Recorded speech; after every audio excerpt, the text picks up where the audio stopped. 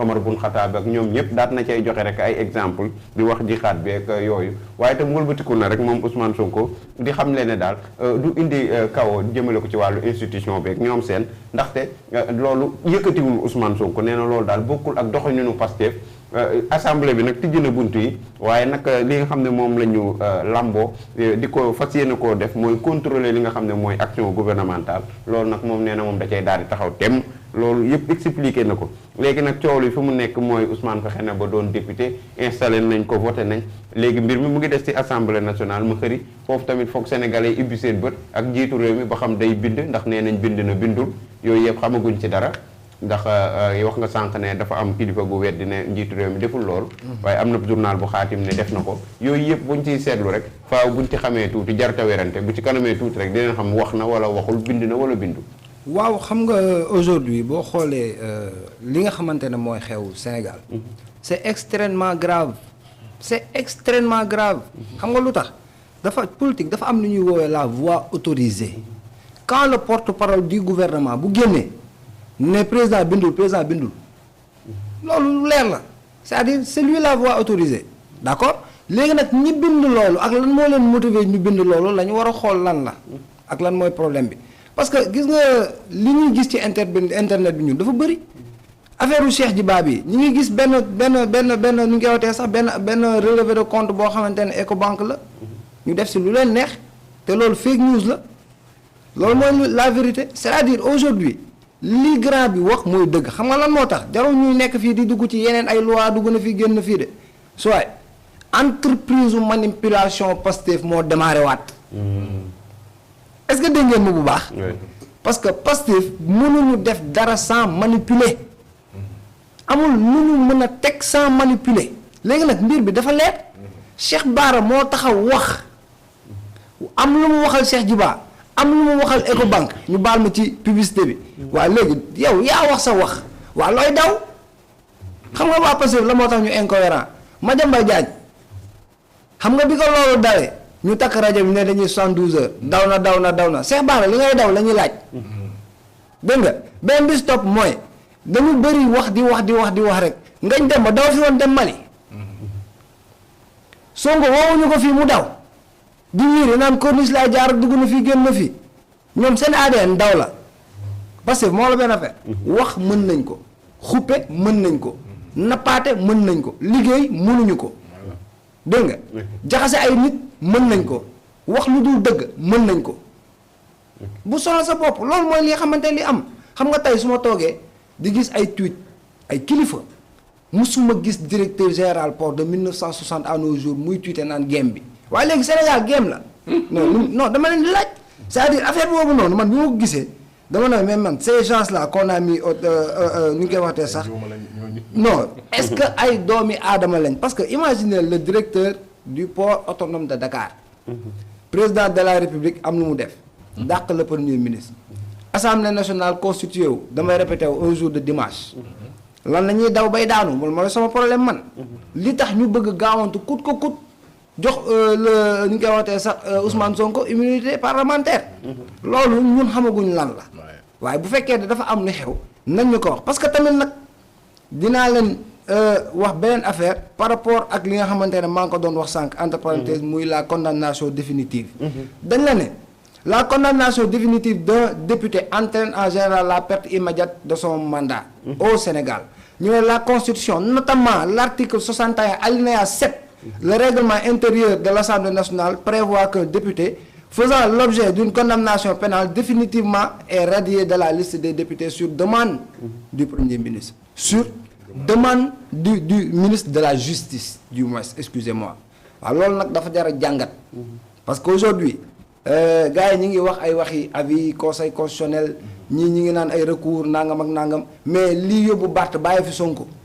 loolu mooy li leer parce qu'on parle de condamnation définitive et aujourd'hui il faudrait que le président de la République prenne ses responsabilités pour nommer benn gouvernement boo xamante ne il répond aux attentes des Sénégalais loolu mooy li am solo man gis nga sur la personne de Al Amine Lo du ma ci épiloguer lu bëri xam nga lu tax parce que liggéeyagul ñu gis ko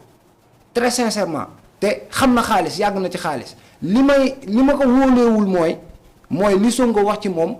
ndax na sama xel tey ci moom muy benn. Deuxièmement ñetti kàddu yi mu teg reddition des comptes ak nangam man reddition des comptes bi tey na sama xel parce que nag monsieur le premier ministre vous avez été fraîchement nommé. La reddition des comptes commence par le ministre de la femme moom mi jël suñu xaalis suñu 5 milliards xaw ma suñu 1 milliard. séddale ko ay ñi nga xamante ne ñooy ay commandant lañ ay combattant ay martyrs bàyyi fii ñi nga xamante ne ñoo demoon Bango sol ñu koy waxatee sax deru gaynde bi génn dem xeexal Sénégal am ci ay tànk ñu amputé muy des anciens combattants am ñooñu dëkk ci yuuxu ci grève gisuma lu ñu leen jox man wala bu ñu leen joxee sax man yëguma ko parce que li ñuy yuuxu ñun ñu ngi koy gis donc monsieur le premier ministre on t'interpelle par rapport à ça monsieur le premier ministre on t'interpelle par rapport au scandale des 37 milliards waaw parce que nag Seydou li mu wax noonu leer na et les avocats de Seydou li mu ci wax leer na 37 milliards yi la ñuy xool fan la jaar ak fan la dugg loolu mooy li leer léegi nag loolu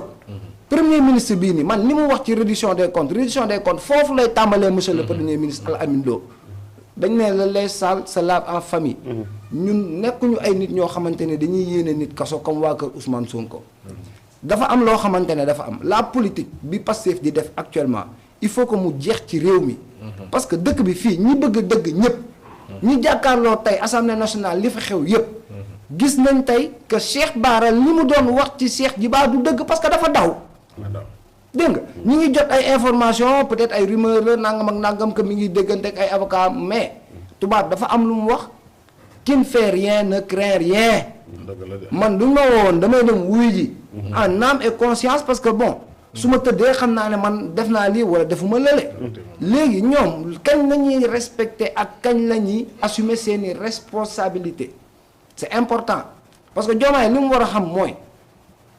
mandat bi bu jeexee ci digg bi wala ñuy dem au cours de ce mandat Sonko ci mandat bi lay xeex ak moom ci ay réalisation am lay xeex ak moom Diomaye ni muy téye république bi ci la Sonko di xeex ak moom te tey Diomaye ay mbokkam muy waa Ndiaga Ñaaw waa coalition ñu koy waxtee sax Diomaye président les gens ki nga xamante ne dañoo bëgg Diomaye te yàlla tax dafa am loo xamante ne ils ont au devoir de lui dire man soo ba léegi maa ngi koy wax dafa war a protéger le Sénégal face à ces gens-là parce que l'installation du premier ministre est une forfaiture loolu mooy liy dëgg exemple bi gën a tuuti laa lay jox quand un premier ministre quand un ministre pas un premier ministre un ministre de la République kon ni ñu koy waxtee sax boo xamante ne dañ ko un député boo xam ne dañ ko nommé au sein du gouvernement il peut suspendre son mandat parce que le mandat a été déjà exercé loolu muy benn deuxièmement mandat bi takkal nañ ko installé nañ ko ba pare Sonko loolu dalu ci kawam Sonko dafa ñëw taxaw ne je suis venu apporter ma lettre de démission mais doyen Alla Kane bi mu toogee ci kaw li mu wax dégg nañ ko Sonko démission la wax en aucun moment ñun dañu dégg wala ñu gis li nga xamante ne mooy suspension ñun ñu ngi koy doog a dégg léegi nag forfaiture bii président bind na avis bindul avis opposition def na recours deful recours ce qui est sûr mooy c'est une forfaiture et que le président de la République doit protéger la Constitution et il le doit et au soir des élections de 2029 il va rendre compte aux Sénégalais donc il n'a pas tenu que prendre ses responsabilités par rapport à ça voilà Armand merci beaucoup Makhari Gassama waaye ñuy jaajëfal bu baax a baax ñuy topp rek suñuy émission di ci jiital ki nga xam ne mooy Anta Ndiaye ak ki nga xam ne mooy Master Bodian di leen jaajëfal bu baax a baax daal di wax ci rek ci leneen